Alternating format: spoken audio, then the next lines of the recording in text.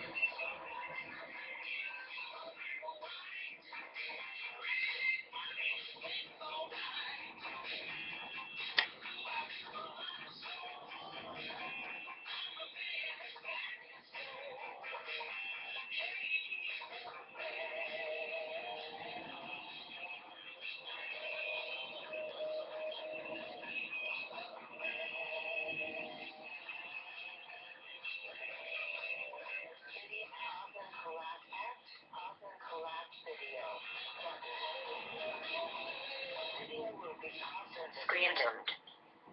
Back button. Landscape. All back to the left.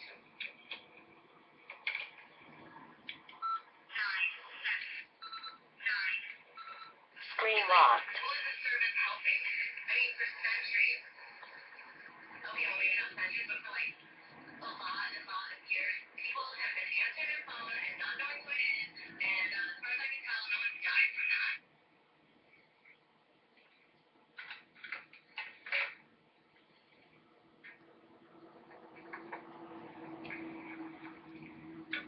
Capital W. Whiskey. Nerdist. Video player. Video is loading. Heading. Pause. Button.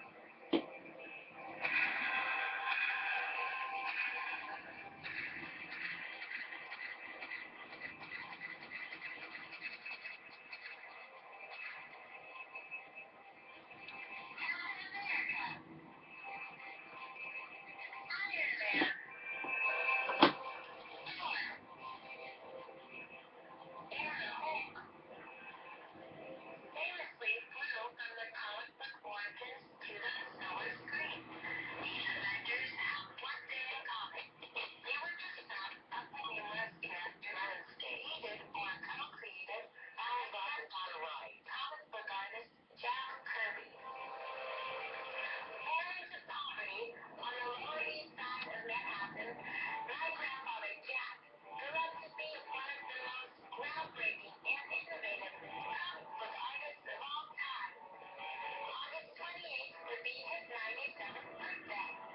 This summer, once again, I am asking you to be a part of my Kirby for Heroes campaign, which honors my grandfather's legacy by giving back to the comic book industry he helped create. I created the Kirby for Heroes campaign back in 2012, for what was then my grandfather's 95th birthday. He passed away the year before I was born, so I never got the chance to know him personally. I originally created the campaign as a means to connect with the grandfather that I never knew, as well as the artist and person of goodwill.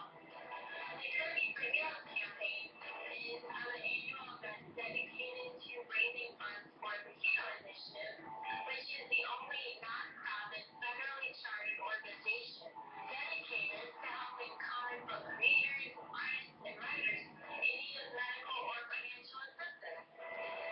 I thought that this would be a great way to honor my grandfather's legacy, since this is an organization that gives back to the comic book community, as well as helping people in need. I know that if my grandfather were alive today, he would be one of the first people to support this cause because of his kind spirit and generosity. When I created the campaign in 2012, my main focus was on comic book retailers, but as it expanded and grew to include the Kirby for Heroes Facebook page and website, the amount of individual donations increased tremendously, and that's what really helped me meet my 2013 goal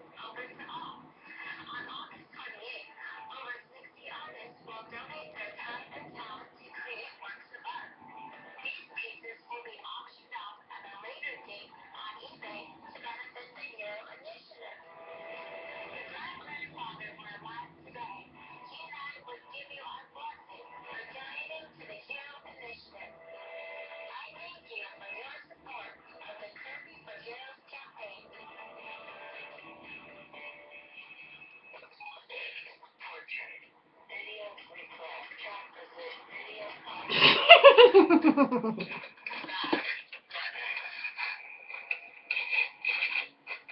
that the end of the clip?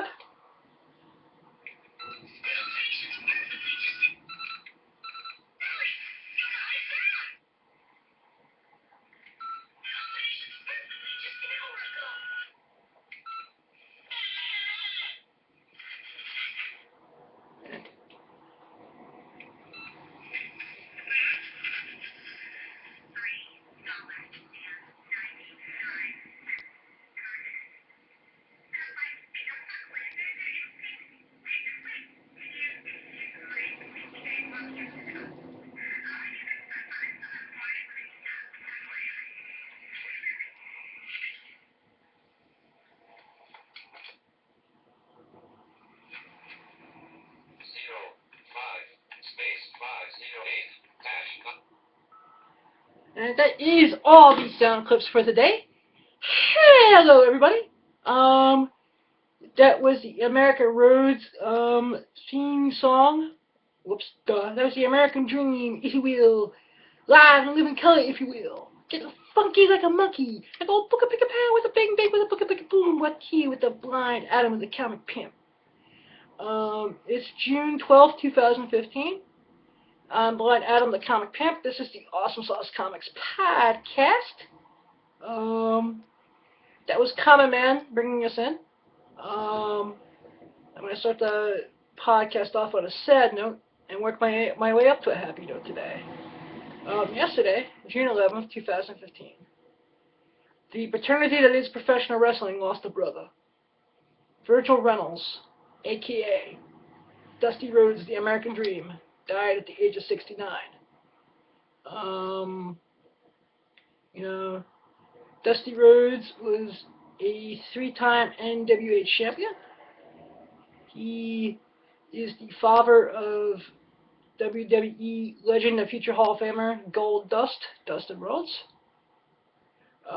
Stardust, Cody Rhodes is also his son. He is survived by both of them and by granddaughter Dakota, which is Dustin's daughter. He had a small run when it was the World Wrestling Federation, I think back from maybe 1991, 92.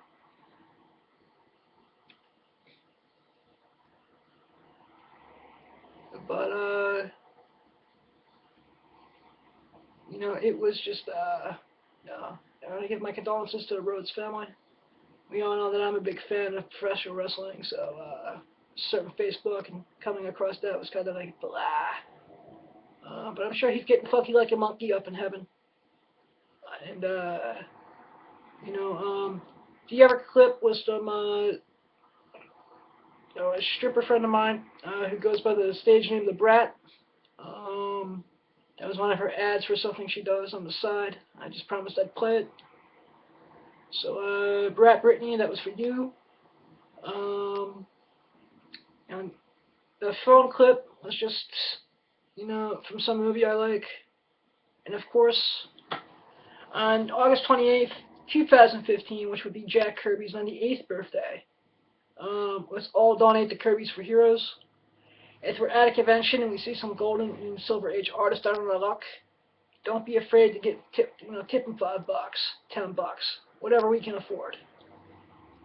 Even if you go and you buy a bag of McDonald's hamburgers and you give it to them, I mean, that's fine. Or just volunteer to help the Hero Initiative at heroinitiative.org.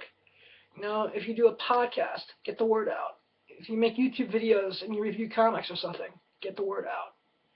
There's just a lot of creators and a lot of folks in this industry who don't have medical support and who are sick. So let's all, on August 28th, donate what we can, time, money, spreading the word, whatever, And, like I said, Kirby for Heroes is just a great, great cause, and I support it. I'm sure my friend Joe supports it. We're going to play more of a Joey Cramer interview today. He's doing his convention up in Warren, New Jersey on June 28th at Legion Hall 91.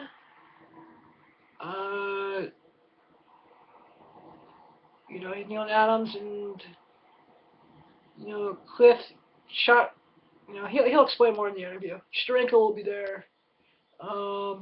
Huge charity auction to help disabled veterans. You know, he's going to be doing a whole nice tribute to Art Trampy, as well as you know, Dave and Patty Cochran. It's just going to be awesome and amazing. So we'll play that in a little bit. I saw Jurassic World last night. Jurassic World was awesome sauce. Testify. You know, just had a lot of fun. You know, it was giving a commentary on corporations and, you know, the military without being too preachy. You know, I like the fact that it was corporations who were getting to buy the naming rights to the dinosaurs. Spoiler alert! Spoiler alert! Spoiler alert! Almost forgot. You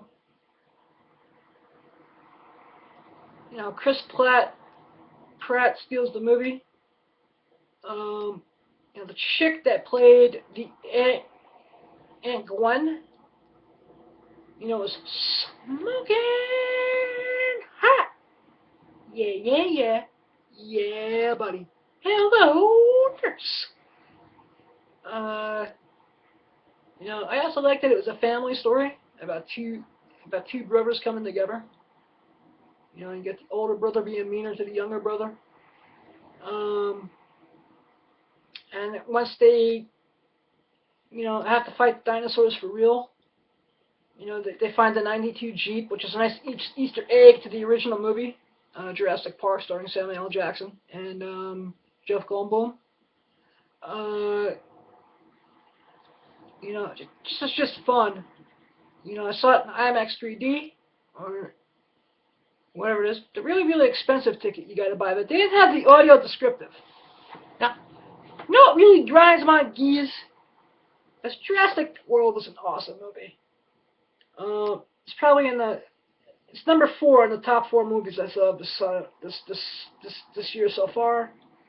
And with number 1 being Avengers: Age of Ultron, number 2 being The Secret Service, The Kingsman. 3, I saw it on the big screen at Lowe's Classic, and it does count. You know, Star Trek II: Wrath of Khan. Got to relive my childhood, and it's movie number 3. And this being number 4, and everything else just being belivers so far. We still have a great summer of movies to come. You got Ant-Man, Fantastic Four, Ted 2, Entourage, which I still have to go see. And speaking of the Lowe's Classic New Jersey, if you're in the New Jersey area, and you can make it to Jersey City, and you can get to 54 General Square, which is the Lowe's Classic Movie Theater, Saturday night, they will be playing the Richard Donner, Christopher Reeves, Margot Kidder, Gene Hackman classic Superman movie from 1978. If you're 25 and under, and you've never seen it on the big screen, and you live in the New Jersey area, you can get more information at 201-798-6055. That's 201-978-6055. You can Google Lowe's Classic Jersey Theater, or Classic Lowe's Jersey City, for their website. I wish they didn't send me the email this morning, bungholes. But they're a great theater, and they need to start getting their shit together. Because it's a great place that shows great classic movies once a month, but yet they can't get access and seats because they, you know, pull little games, like send emails out the day before they're going to show something, and, you know, do all sorts of other good BS.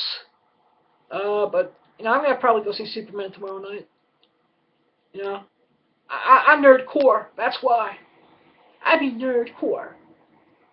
Also, if you want to get something really cool and you like you know, adult female entertainers and you know, strippers and all that good stuff, I need you to YouTube this really, really, really, really hot girl.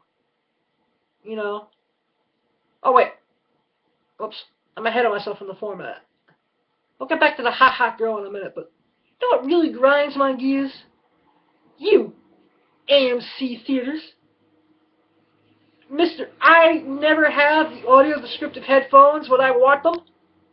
So I went to go see Jurassic World. Paid my $19. You know, got the popcorn, Reese's Pieces. And Reese's Pieces, the candies that help E.T. phone home. You know, Drew Barrymore, a very, very cute Drew Barrymore was eating them in E.T. Hey, I was 8 at the time. I was allowed. So don't be sending in hate mail. You know, had my McDonald's. I swear McDonald's fries has crack cocaine in them. Because they are just so yummy. I can eat boxes and boxes of McDonald's French fries. But that's besides the point. But what pisses me off to no end is we're all sitting down. Me, Jackie, Warren, Big Dick, Matthew. Hey buddy, what's up? And then, I asked Matthew if he can go get me the headphones for audio descriptive.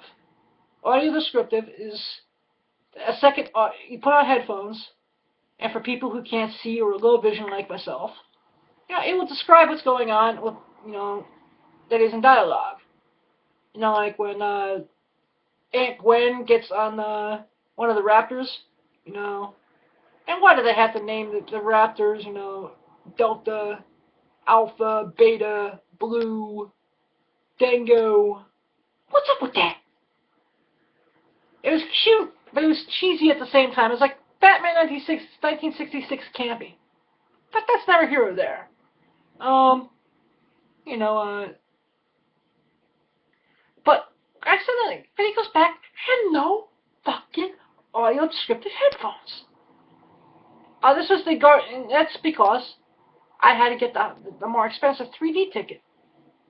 Now, whether I get the 3D ticket or the regular ticket, because we all have to have a ticket to get in the theater. Yeah. I mean, shouldn't you have the audio descriptive for all the versions of your stupid movie instead of just the regular version? What's up with that? This is the Garden State 16 theater, by the way. But I did the same thing with the Palisades when I saw Secret Service there. I mean, one up, went to customer service, asked for my audio descriptive headphones. They get no headphones. Why? Just because I'm blind doesn't mean I'm not going to go to the movies once, twice, maybe 3 times a week even. And when I go there, I don't want my AD headphones, damn you. I mean, I'm sure you had headphones for all the closed caption bastards. What's up with that?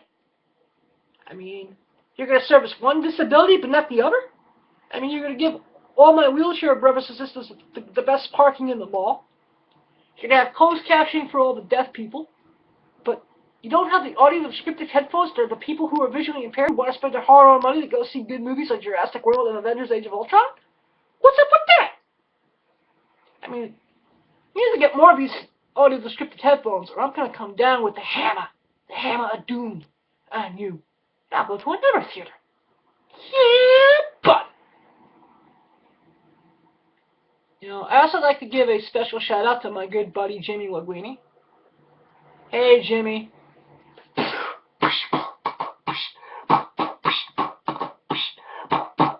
Jimmy Linguini is the man. Yeah, Jimmy, he's the comic book Rain Man. If you want to learn how to make the dollar for the holla on modern comics, there's only one of 2 websites you need to go to. It's either Anthony Hopkins, Hammock, Comics Heating Up, who I interviewed in a previous episode, or my good friend and sponsor of the show, comicbookscalping.com. Don't ask me to spell scalping because I don't know how to spell. just read some of my emails and some of the descriptions of the episodes, and you see I don't know how to spell crap. Not my fault. I got a second grade education. I'm doing the best I can, and I'm just a lovable idiot. Testify! Testify! But comicbookscalping.com, Jimmy Linguini, the comic book Rain Man, one of the best comic book speculation websites on the planet. You know, you just go to www.comicbookscalping.com, Google comic book scalping or Jimmy Linguini. You know, the comic book Rain Man on Facebook. Just awesome and amazing. Great information.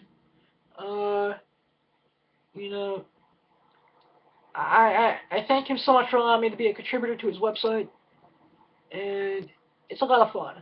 Jimmy, you have a welcome invitation to come on anytime you like to talk about comics, hip-hop, movies. You know, just screw around. Do some of your hip-hop. Search on YouTube for Jimmy Linguini. He does some great hip-hop. I'll play some in the next step. You know, I also finished up this season of iZombie. And holy shit, it was awesome sauce. Yeah, buddy. That last 15 minutes of that episode really stepped the game up for next season. I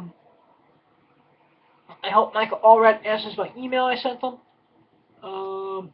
You know, I also found 2 comic books that, if you're speculating and you're playing at home, her first appearance, Olivia Moore's, the main chick who's iZombie, was House of Mystery Halloween Annual #1. It's about between a $30 to $50 book. Of course, then there's a 28-issue series. Issue 1 is the moneymaker. Even though I think 26, 27, and especially 28 are very low print run, can be picked up on the cheap and can really be put out for 10 to 15 bucks a pop. But I just found out that Fables 94 and Unwritten #12 was it 12? It was either 12 or 14. It was late when I looked at eBay last night.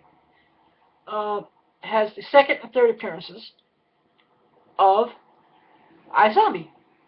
Now, you could probably find them really, really super cheap, and you could pimp slap them for money, money, money, money, money. But you know, I love this show. That scene between Olivia and Major, when she was forced to turn Major into a zombie, was just so heart-wrenching, so depressing, even more so than when she had to tell Peyton the truth. I also like how she screwed with the main villain when she stuck him with the cure, and she's like, "You're our guinea pig now." But I wonder, they left that on that cliffhanger. Will she turn her kid brother into a zombie to save his life? She did it once. I wonder. That morgue could get, Robbie's morgue could get quite crowded. I forget the actress's name, but it was pointed out to me that the actress that plays Sin on Arrow was the goth kid who gave the order to kill the cheerleader in the episode leading up to this. So that's awesome sauce. I'm gonna Google who that is, see if I can interview her. You know, 'cause that would be kind of cool. Yeah, it would be cool. It would be cool. It would. Woo! You know, but I'm gonna try to have Anthony from Comics Eating Up here back for a second interview to do some spec talk on comics. And anyone's gonna be at in the Clifton, New Jersey area on Sunday, I urge you to check out the Clifton Comic Con at 1232 Main Avenue, Clifton, New Jersey. www.njcomicshows.com. Of course, as always, if you need a bachelor party, you want to unwind from work, get a lap dance. In fact, Dusty Rhodes' theme song, The Common Man, would be a great, wrestling theme song to get a lap dance to. Might do that at an event one day. Project X, when I'm ready to reveal it in about 2 weeks. Yeah. Scores Gentlemen's Club, West 28th Street, between 10th and 11th Avenues.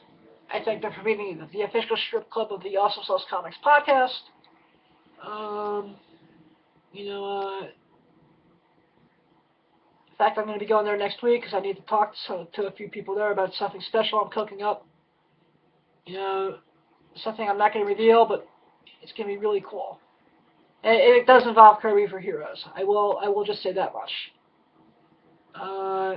But the 10 to 4 for the Clifton Comic Con, 3 admission, no minimum bid auction at noon. Get some great deals in that. I'm gonna be there set up with DVDs and comics. We'll wheel, we'll deal, we'll vagina steel one more time. That I'm gonna play some more of the interview with Joey Cramer, where we'll learn more, we'll get more comic book history, more stuff about Kirby, more stuff about Stan Lee, Sharenko, and whatever else Joe felt like talking about. Joey's awesome. I love Joey.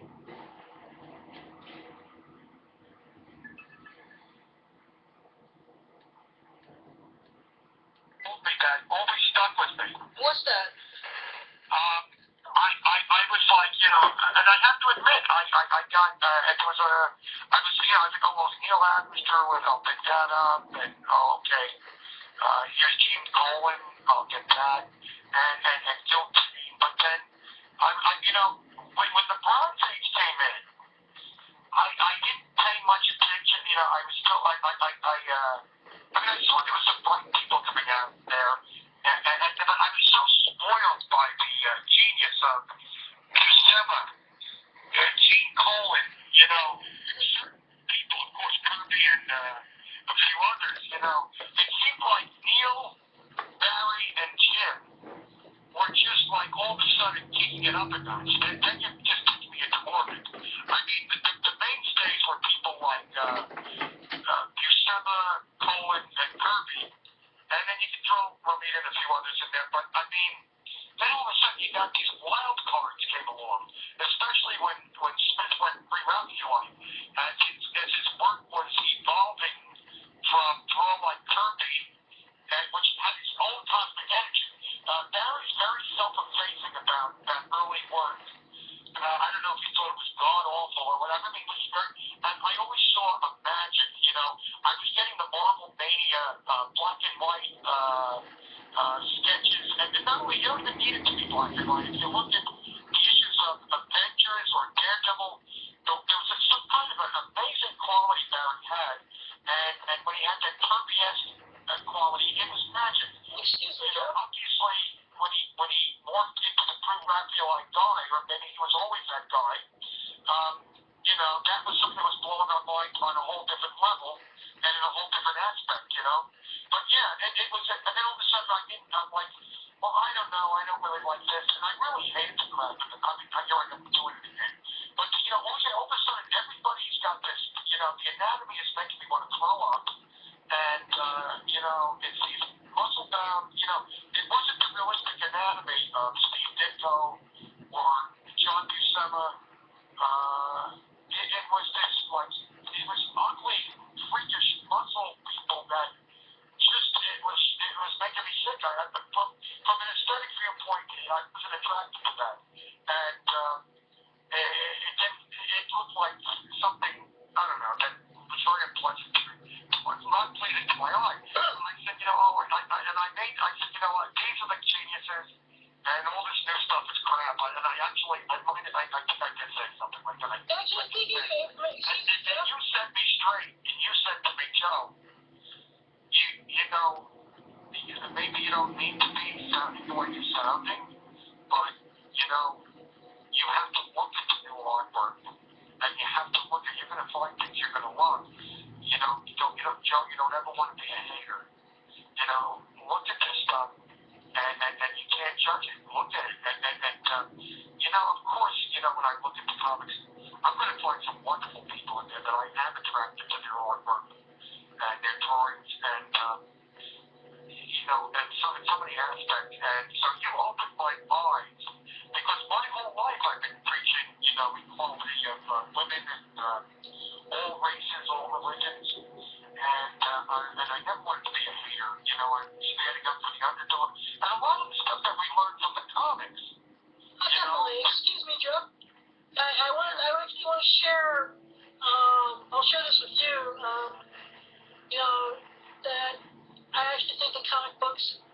degree teacher, and I'm going to use the Stanley Jack Kirby story to illustrate this. The coming of Galactus, FF48 through 50. Let me ask you this: who talks the Silver Surfer into fighting on the side of humanity? Very profound, very moving. That was a milestone. Excuse me, Joe.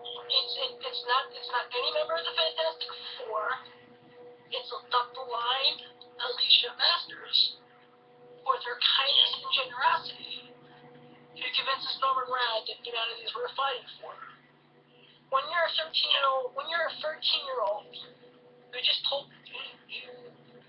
visually impaired, and you don't feel you can do anything special in life, reading something like that, this is before I even discovered Daredevil, just it's like, you know what? Oh, that's a bunch of hooey, because here's this blind woman who just convinced an alien that humanity was worth saving, and then he goes and becomes a slave to the planet that he doesn't want to be on as his punishment. I really think comic books can teach people how to move mountains in their own life if they use it in that way. I agree. And I gotta give Stan a lot of credit, he really was onto something when he created Daredevil and the whole thing. And as much as we know Kirby does a lion's share of the work, there was a brilliant magic to Stan. And everybody loved him. You couldn't not love Stan. You had to love him. No matter what. As Katie says, when he was selling the ice cubes to the Eskimos, you still had to love him. I've never really had the pleasure of meeting Stan. I think I've met Stan twice in my 25-year career in this industry. One was at a signing, and that signing was around like an assembly line. And I think once at San Diego '98, where once again it was more like an assembly line, and got to shake his hand, but couldn't talk to him though, huh? Yeah, of course I have a few stories that are really, really great, but I got to meet him later on during Who Wants to Be a Superhero, which is a story I don't want to share on the air yet, just because, I can't, share it without having some of my disdain towards the Sci-Fi Network. Okay. But you know what? You think you can talk about your impression of him? Stan Lee, to me, I think is very misunderstood. I actually think he's a genius, and I think without Stan Lee, taking Shoout's advice, everything that we hold dear, in pop culture and comic books today, I don't think would be possible. I have to agree 100% on that, yes. Stan seemed like a very kind, very generous person when I met him. He did, I'll share this much of the story. He did put I thanked him for creating Daredevil, and I broke down like a little 5-year-old crying. He put his arm around me. He's like, thank you for reading it. And then of course, the people who are guarding the line in San Diego that you're, okay, next. Oh, yeah, my God. A magical, a profound moment like that, that's, I know what you mean. Yes. But the thing is, that's what Stan did for people, and, when he got those drug books out prior to Neil and Teddy doing their drug books in Lantern and Arrow, Deep Fate. Wait, excuse me, Joe? Why don't we publish these without the code? And he was doing a public service. Excuse me, Joe. Cool. Because you actually grew up in that era, because I'm about 20 years your junior, almost. So the Spider-Man drug books come out first without the code? The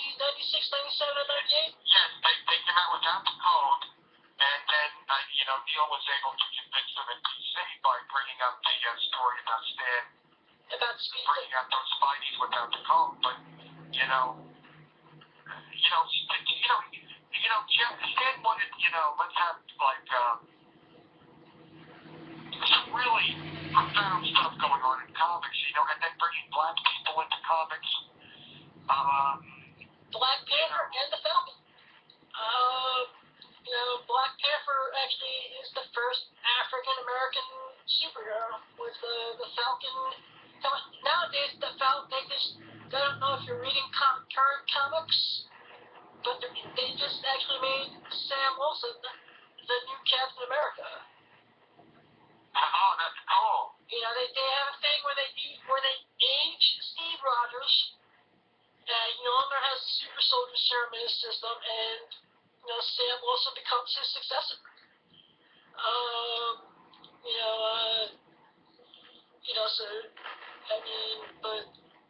That actually just shows that Stan was thinking about every potential audience member he could think of. That's what you have, that's the one thing I love about Marvel Comics, is it seems like there's always some character you can find who had a physical disability. Kurt Connors was an amputee with one arm. Daredevil was blind. Tony Hawk had shrapnel in his heart. Professor X was in a wheelchair. Yes. They were wonderful, wonderful things that they did for humanity. And there's somebody else that a lot of people forget or they don't bring up. But, Archie Goodwin was another great man who really had a beautiful heart like Stan. And really, another humanitarian. A lot of the guys. There's some, the people, I want to be also, because I've been putting so much time into getting this event together. As I say, I had a time when I was spending a lot of time with public officials and politicians and stuff, and working on my good causes. But of course, these people were looking for votes and looking to glorify themselves, and really giving nothing other than whatever's going to suit their best interest. When I went around to people like Butch Patrick and Mickey Nolan's, and he's giving us drumsticks for the charity auction, or Butch Patrick, I'm just having a chat with him about some of the stuff he was in that is obscure, or maybe others don't know that. But I'm also very much into home television and motion picture, and he's just giving me one photo after another. There are so many people in pop culture. The minute I mention, disabled veterans in VA hospitals or neglected somewhere, or people who are not, who've done everything for our country and are being taken advantage of, or they're injured or they're hurt, the people in the comics have the biggest heart. And the people at different shows are just donating time and time. Even people at support shows. There's Phil DeMario over at the Wayne Firehouse every first Sunday. And then of course you've got John Paul, he's got the Clinton show, the Wayne. You've got the Wayne, which is, right at, I think, the border of Thompson Plains and right on Route 23. Yeah, because that's the Regis Inn, and then he's also got his Hasbro-type show over at the Holiday Inn. Yeah.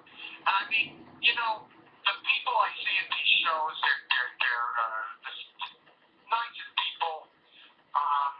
And in New York, in Manhattan, at the Carlo shows, or at Chris Works' shows over in Allentown, Philadelphia, I have to admit that when it comes to even Chiller Theater, and I'm hanging around with all the old gang from the horror film and the sci-fi and genre. I never had the Chiller. Let's see. Were you at the Chiller in April? Because was it the one no, not April. Were you at the Chiller in October where they had Joyce Randolph? Oh gosh, I missed that one. It's funny because a lot of times I'm running from one show to another, and then I'm saying, just like this past weekend, I said, Phil DeMario, he gave me a table the last two first Sundays to, May and June to, help publicize what I wanted at the end of June, and I'm giving Phil a table at the end of June to help him with one of his big toy shows. He likes to promote the real. Is that the one he does around Black Friday? That's the PAL show, if I'm not mistaken. Yeah. That's another beautiful show. me ask you this, Robert. So did you see Joyce Randolph go? I didn't. Yeah, I did. That's fine. Actually, my partner in crime, who I do a lot of these events with, yeah, I actually got a photo with her. I just sent the load where, because at that point in the day, I felt I spent enough money, and I didn't want to spend another $60 to $70. And the people who actually handled the photo op, did it kind of half-assed.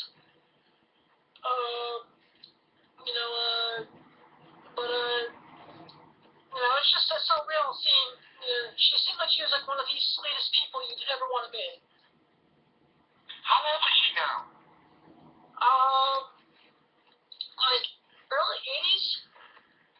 Wow. Did you love those old shows?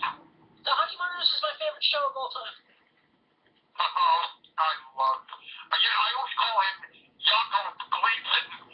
And then when I said, why don't you just say Yakov Kennedy? An Irish Catholic, just start calling him Yakov or Jacob, And I'm like, yeah, I'm going to try that next, because I always change people's names. You know what? You know what? Gleason is like, he had a kind of a tragic life. But he also had you know what? How can you not love Jackie Gleason? It's actually, The Honeymooners is, I discovered that stand-up comedy, and this is kind of weird. I discovered The Honeymooners, comic books, Playboy magazine, and, the comedy stylings of Eddie Murphy all around the same time period. The old Playboys really had some impeccable, really great articles in them. Actually, I'm a huge fan of Playboy, from its inception with the infamous Marilyn Monroe cover up to about 1986, 87-ish. And it's so different. Yes, to anyone under the age of 25 who's listening to this, there was a time when you didn't have something called the internet where you could just look up pictures of anyone. Like, you had to go to the store, buy like a cracked magazine, and then hide the Playboy inside the cracked magazine so you didn't get caught buying it.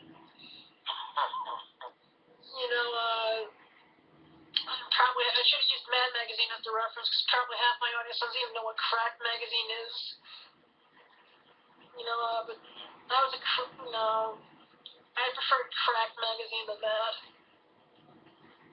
Well, I know, I enjoyed those too. But then of course you had the staff of BC needed work, and Bill Gaines, provided it with the magazine. And Stan did things like Crazy, but back in the old days he did Monsters to Laugh With by Stan Lee, and they did their version of Humor Mags too, I don't think I'll have to Google that. Monsters to Laugh With. That sounds cool. And that's what I have. Yeah. They were. I think I have some of those. They were like a quarter. I think they were a quarter or 35 cents, and maybe even at 1.4. They were kind of thin, and it would be like Lugosi and Karloff, Bela Blasco from Lugos, Hungary. Bela Lugosi, and wonderful pictures of the Universal monsters. Those great old photographs. And then Stan would put some smart aleck line in there. And the funny thing was, did you ever not bring yet or EEECH, Yeah, actually, I just read a couple issues of that about 2 or 3 weeks ago, and it's the funniest thing I've ever read. Marie Severin did a lot of great humor books. She was one of the first. Well, no, I probably met her right around the time that I met Stan and Jack and everybody else, but I didn't meet her at a convention. Some friends were good friends of her.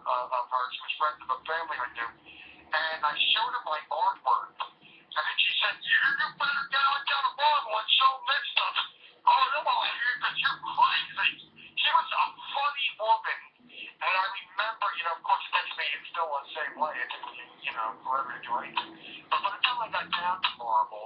like, what's the way? And there was another art director there.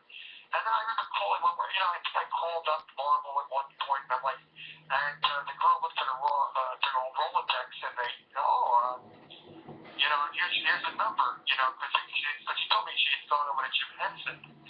And the folks that knew her said, from what I had heard, I guess, she was getting able to get paid more. A lot of times in comics, women were paid way less than men. And, and Katie had told me the same thing. And I was, and then somebody said, well, who told you this? Or, I'm a big way to get these copies. And, and they get a little, and I said, well, wait a minute. And I'm like, they're looking at me like, you're not supposed to tell this or talk about this. I'm like, I don't know, I'm kind of stupid. I just talk about anything at the moment. And I believe the people that are telling me this because it's their lives and they're living it. And I said, all right, and then listening to them like, I'm dare you say that or something. I'm like, well, wait a minute. Katie was paid $15 a page on clause of 10. Holy shit, excuse my language, but holy shit. Really? Yeah. It makes sense. And that's another great thing about this book we got coming out. Well, she's busy working on Futurians now, based on Dave's thumbnail sketches, and all these inkers from Marvel and DC just jumped on board. The people in the comics are the sweetest people in the world.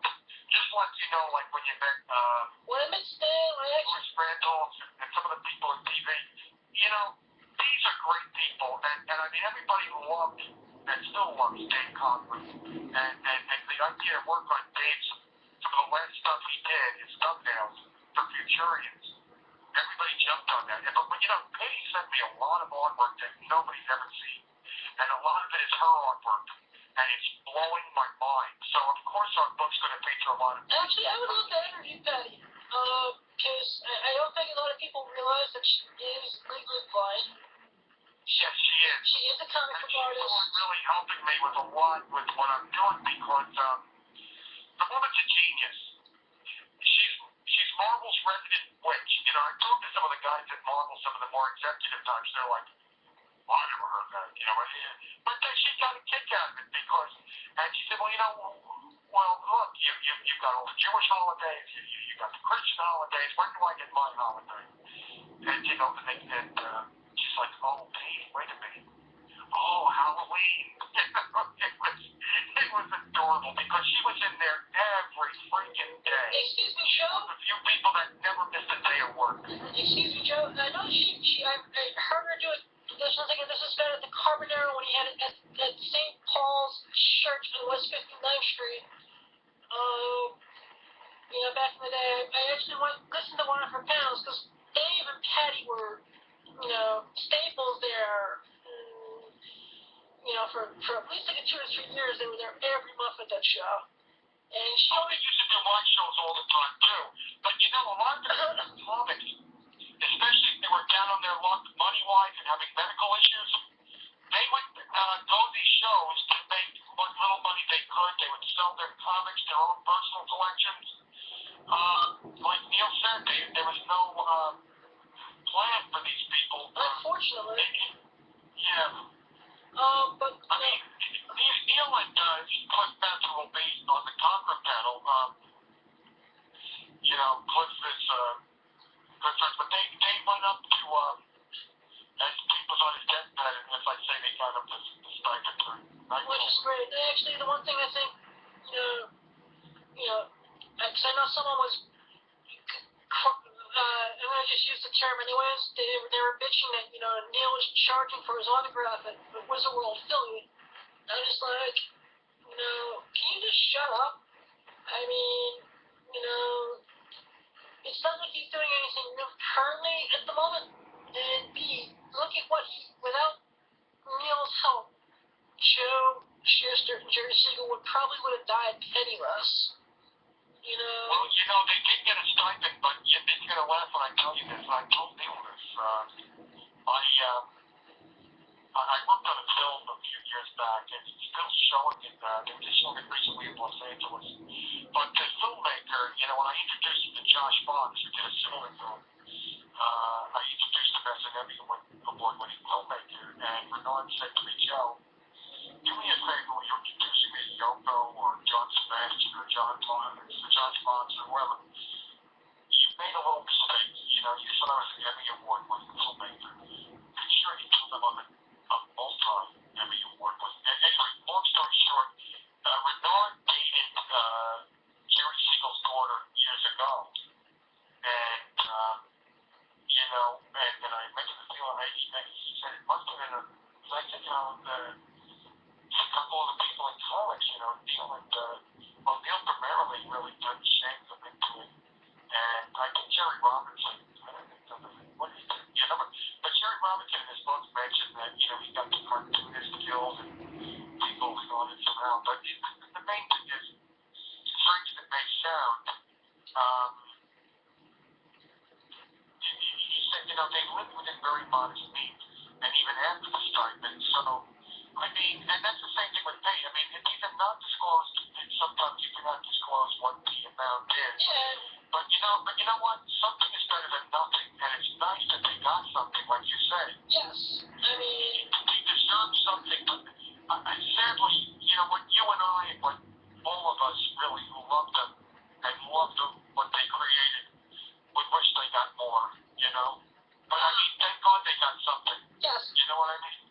Like I said before, Joe, I've said this on,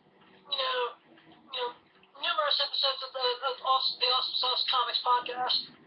I don't know where my life would be without, the comic book and pop culture industries. I mean, 20 some odd years ago, it took a very angry, very depressed, blind kid and gave him a home and a family. And through that, I've got to live out so many awesome and amazing things. Thanks to belivers, who owns the Golden Apple, who owned Golden Apple Comics out in Los Angeles. He says, like, before you do anything, go to college first. And I was like, okay, I'll go to college. I recently had a conversation with William Shatner. And if someone told me, Get into that again. I love that story. Basically, if a 13-year-old me knew that this would happen one day, he probably would have behaved a little bit more growing up. But I met him at the New York Comic Con about 2 years ago, and I thanked him for having. There's an episode of T.J. Hooker where he's helping a blind woman whose school for the blind burns down. And she's scared as shit to want to testify. And he goes, and he's just like, being blind is a gift. He's like, you can do this, this, and this. You can tell them where I grew up just by my voice. It's special. And once again, just like Fantastic Four 48 for 50, that to my 13-year-old self, it just thought life was over. It's like, well, if it's coming from Captain Kirk, then it's gotta be true. And of course, when I met him, I broke down and I cried. And almost to the point where I cried in his arms like a little kid. I shared that story with him about how T.J. Hooker saved my life. It brought him to tears. He's just like, this is the guy I was expecting out of everyone at the Star Trek cast. Because the stories that George Takei told, and Michelle Nichols, and half of my other friends who are Star Trek fans, like he's an asshole. He's this. I told them, I said, just because you have a negative connotation about somebody doesn't make them an asshole. Maybe it's because you expect too much from them. They don't expect. Someone like Will, who's pushing 80, just have to go to a convention. Someone like Stan Lee, who's 92 years old now, doesn't need to be at a comic book convention. I think Ted Bald is about 94 now. Who? Ted Bald was back in Marine Captain Ted Bald from the Second World War. I think a lot of comics, people did comic work, and in the golden age, but he also, he remembered Stan. He his wife would sometimes go out to dinner with Stan and Julie, you know, and you know, it's just a nice man, and he's got a couple of years on Stan, I think. Wow. And you know, he was just at a show recently. Somebody just said they just saw him. Actually, he was at Atlantic City, I think. Yeah, I think that was it. Yeah. You And you know, know, I've interviewed him a couple of times, and you know, it was great. He would draw dark shadows, and the reason he got that, you know, the job is because he did a very great likeness of Barney's John. But you know, but Stan, there's something very magic about Stan. And you know what? And I know what you mean because you know I remember watching the show, and the show has her beef with him. And when it's funny because of Chris Words, I went over to Allentown, and it's going to actually be in my book about the conference, and it's going to be interesting because you'll see this being mentioned there. But you know, they always look at him when they start to, you know, hang out with Harlan Ellison or somebody. And Star Trek played a major part in the lives of a lot of people in the comic book industry. And at any rate, I mentioned something very special to the show, and it was still lovely. And then I saw her again just recently. was that at Philadelphia? Yeah, and I'd seen her in Allentown 6 months earlier, but I got to chat with her about it. I didn't even ask for her autograph. I said, oh, you gave me your autograph like 40 years ago, whatever. In between the demise of the series and the Rebirth. you know, the rebirth with Bob Weiss and directing.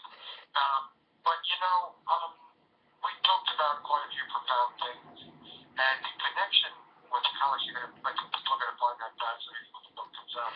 But the other thing is that it was very moving for me, and then I was grateful. You know, I told Jim and I told Chris. I called him. I said, Chris, listen. Tomorrow, you're going to have George and Jim at the event on Scott Storanko having a panel the exact same time frame as George Takei. And I said, listen, I wish I could be in two places at once because, of course, I can't not be at Storanko panel. But then again, I haven't seen George, you know, in a very long time. And this is very moving to me because, you know, George, a couple of times, way back when I was very young, spoke out about the internment camps, the Japanese internment camps during the Second World War. And then, you know, maybe 20, 30 years later, he had another book out about it. And, or something where he was, and he's just done so much on human rights, just like when I was speaking with Michelle Nichols about it. And so anyway, I got to see them all, and they all donated. Walter, George, and Michelle, and That's awesome. you know, it was just it was brilliant. So it is nice, but you know, I always commiserate with them and say, you know, Shatner, you know, because you know the thing is there were certain things, and I kind of always commiserate with the underdog, and I always take their side. However, I love your story about Bill.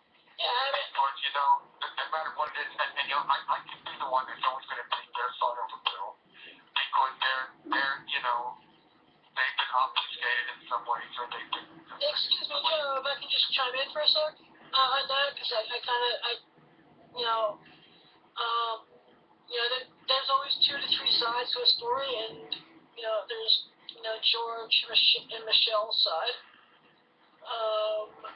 And there's Bill's side, and then there's eventually the unknown, all the unknowns that, you know, hasn't been told through books, stories, and interviews, and whatnot.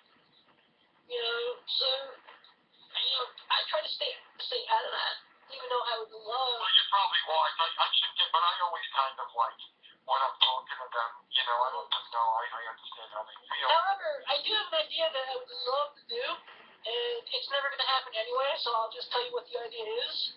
I would love to have George and Bill in the same room and see if that beef could ever be ironed out.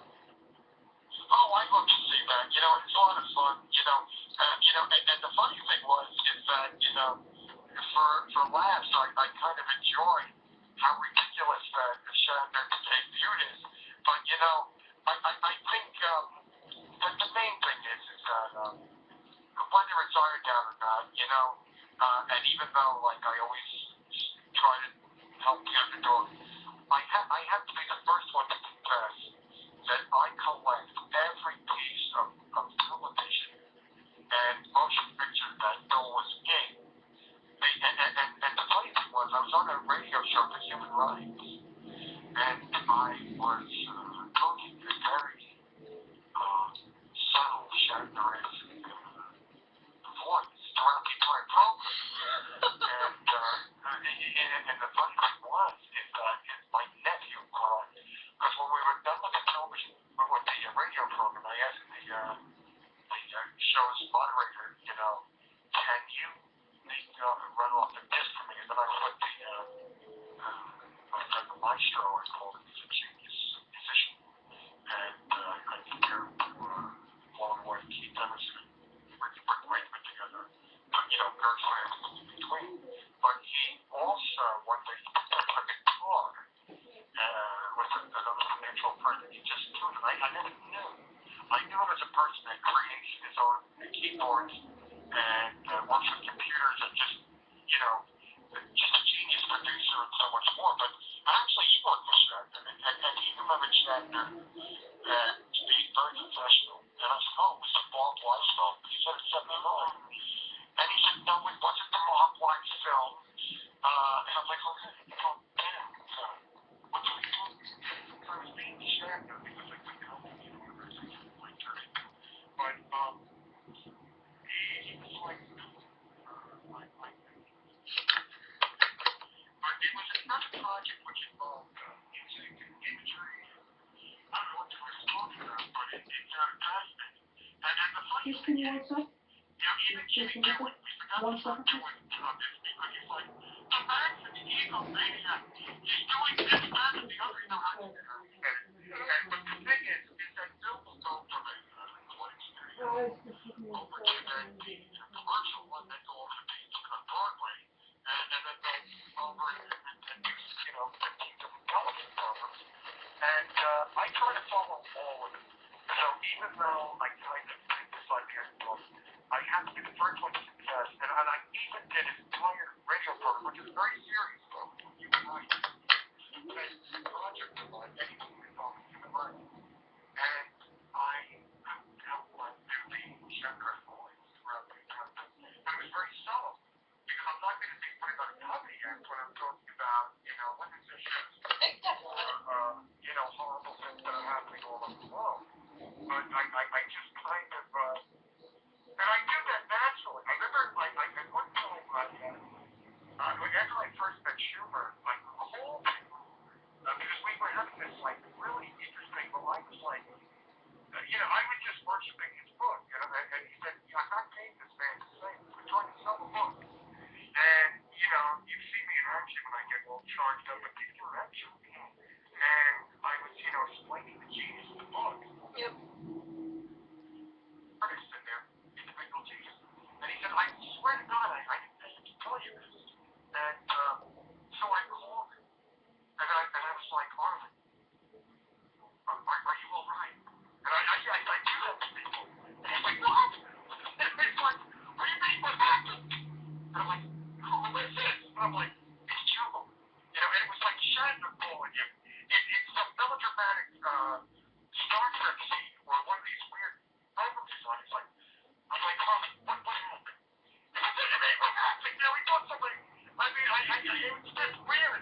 All of a sudden I was like talking to Paul Wynn or something. The man was having a panic attack. It was like Dr. Smith. It was like the ring, That sounds like something Schumer would do. Yeah, but I didn't mean to do it, but I think that. But then when I saw him next, he freaked me out. And he's got a sense of humor, this guy. Yeah, he does. My Shatner voice, really, I guess, terrify people at times. And let's see. I guess one of my favorite outside T.J. Hooker, one of my favorite Shatner things was a talk show he did on the Bio Channel.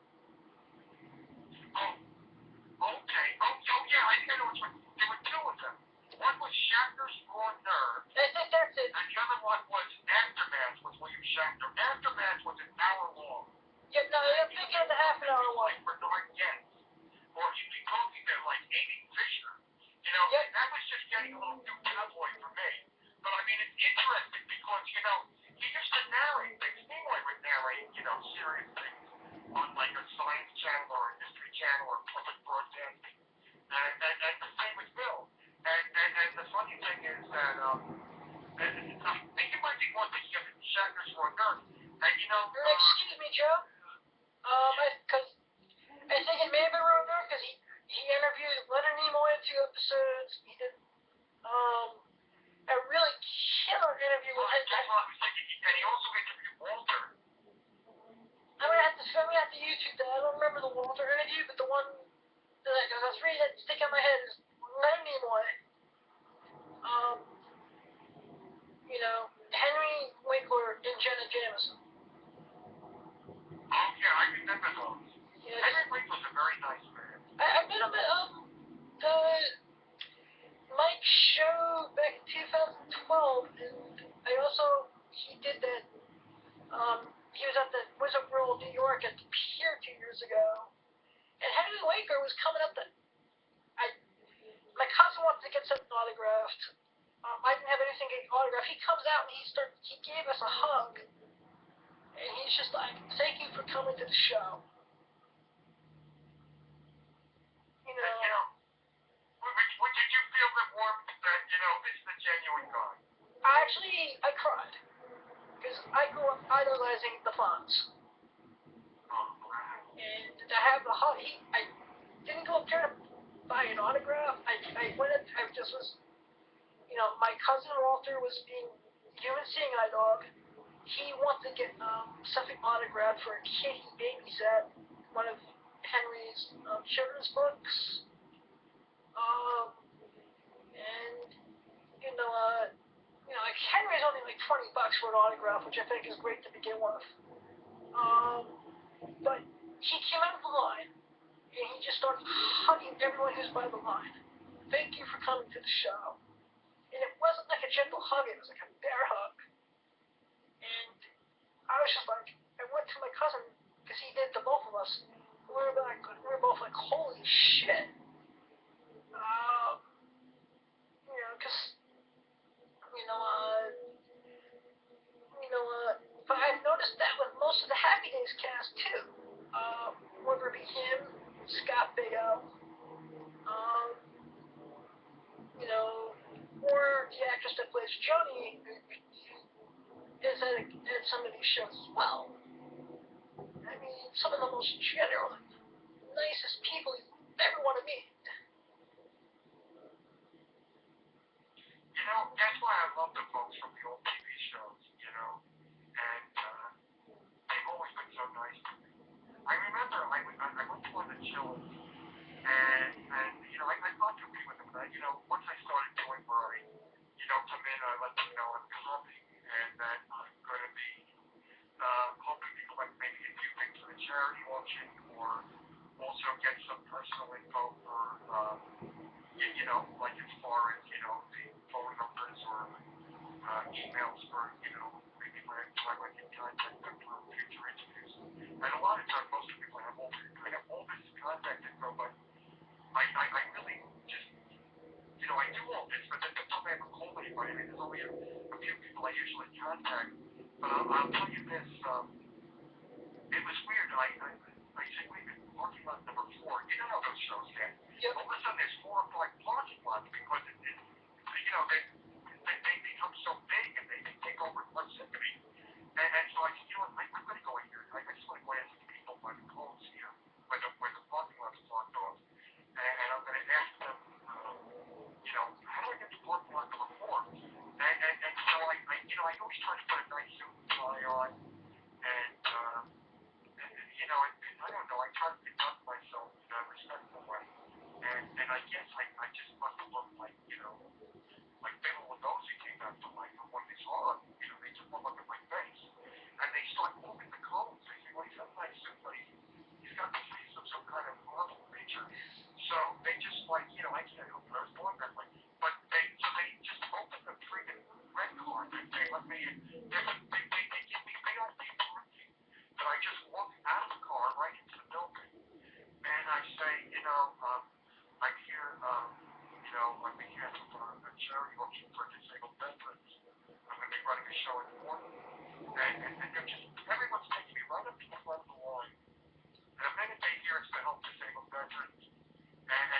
Zachary saying, "Oh, give me a call.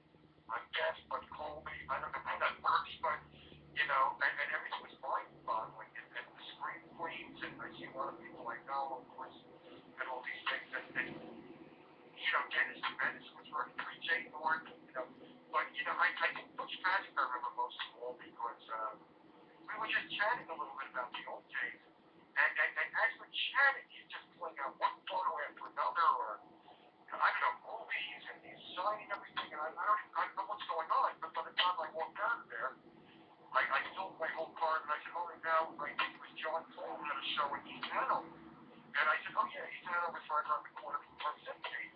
And I made the tail end of that show because everybody put me to the front of every line, like, look, I'm not going to, but I keep walking in and out and going with the things from the show, and my head is spinning. I got to get at you.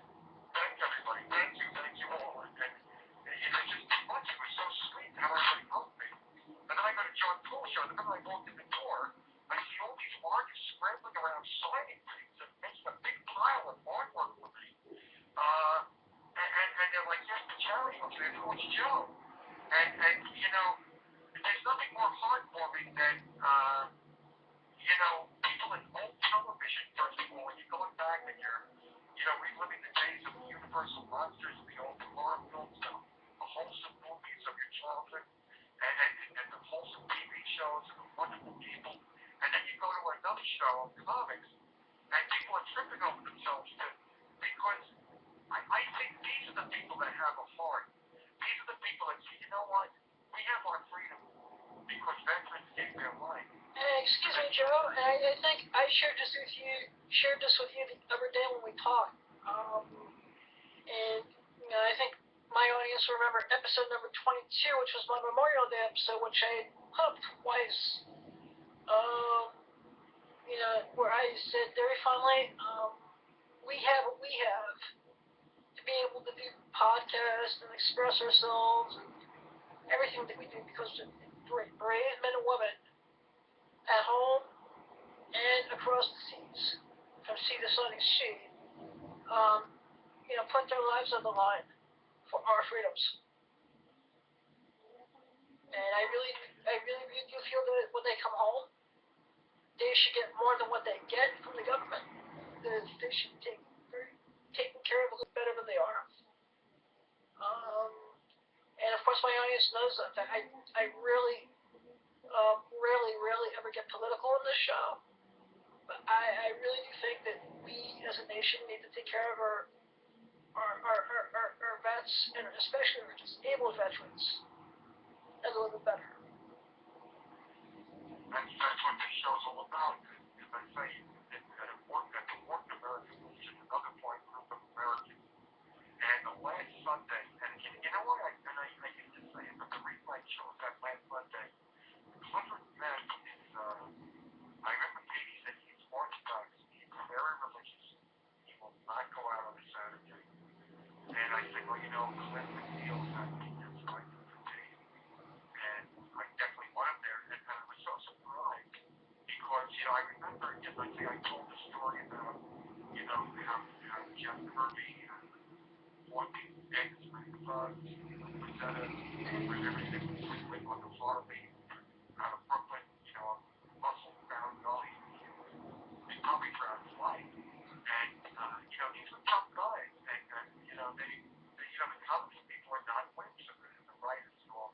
And, but I also, was thinking in terms of,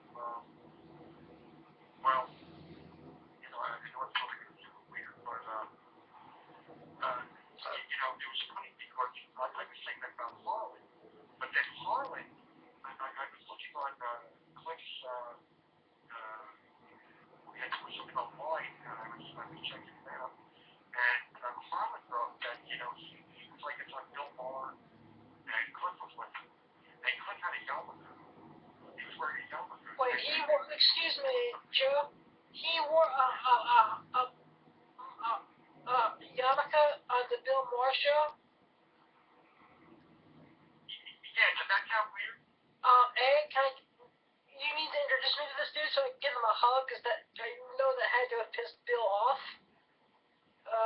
king of no religion whatsoever. Oh, yeah. He's so big on atheism, yeah. Yeah. I think that's interesting. But, you know, I kind of think, I don't know if it was he on the show talking also with along with Harlan maybe, or was he, all I know is that there were some people that were heckling and they were anti-Semitic. And Harlan was saying something that they kept saying anti-Semitic remarks. And Clinton just didn't bat an eyelash at the way Harlan, I remember the way Harlan told it. You know, I don't know if I'm telling the story right. But, you know, they just wouldn't let up. They were aggravating before the show, or you know, making the vulgar anti-Semitic remarks. And after the show, they kept, I think, Harlan and went to a deli somewhere to have something to eat, and they were following them in there and making more remarks. And then Harlan said, just like I told the story about Harlan, how he would, you know, stand up to these thugs as a child. He said, Clint, you know, went outside and he dispatched these thugs in a matter of seconds. But he's also very much involved in martial arts. So, you know, I don't, again, you know how I'm a person that's more style. I don't know anything like violence, but you know what? I have no use for anti-Semites, and, you know, it's almost like when they did that movie with Jesus, you know. The Passion. Remember that Crucify This? It was Passion of the Christ, too? Yeah. You know, Chris Rock's like, Jesus! What are you doing? You fucking crazy, Jesus! And, you know, Jesus was pulling out the freaking Uzi and the bazookas and, Yeah. assault rifle. And I'm thinking, you know, it's just so galling. I mean, I'm always watching, because my father never spoke of his World War II heroism. He spoke all European languages fluently. He was more a scholar. No one can ever see him as a man jumping out of a plane behind enemy territory, coming back repeatedly with information. And the relatives were in shock. Apparently, when I lost him, when I was very young, from the World War II shrapnel, you know, there were articles in the national papers. They called him the quiet hero, and he wasn't quiet then. And I remember he used to take me to the bookstores in Brooklyn, and we'd go to, and I'd get the comics, and he would get all kinds of scholarly books. I think he understood Greek and Latin, so he spoke all these languages. But apparently, when he was younger, which he didn't ever let on about, that he might have been doing, I don't know, maybe he was always doing this. I don't know anything about it. And my mother didn't, and get the medals, and we didn't know what was going on. But all I can tell you is, you know, So, Hang on. 9:17 p.m. I just lost, Unlock.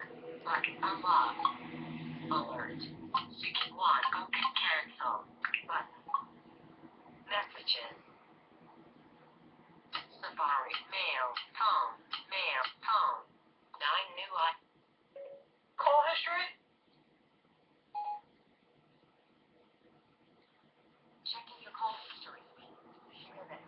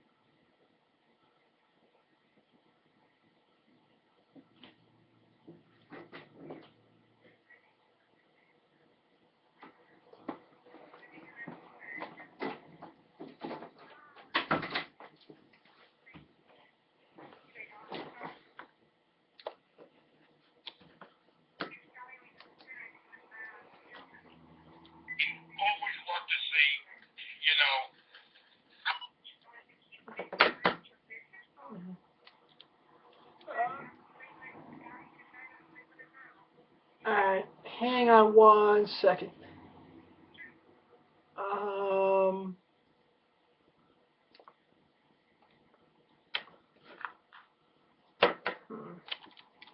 Stop recording. Cancel button. Stop. 1:23:28. Checking something for the podcast that's recording for a minute. No, it's not, because I just walked in the room, and that's why I asked you to... You know what? Hang out. Give me 1 second. And that today, folks... Hang on, I'm just gonna put on the typical ending. So hang on. As always, everyone, thank you for listening. That was more of Joey Cramer. His convention is on June 28th. I had to take a very important phone call. So I am ending. I apologize for any dead air. As always, keep one foot in the gutter, one fist in the cold. Blind Adam out. Testify! Awesome sauce! Yeah, yeah, yeah.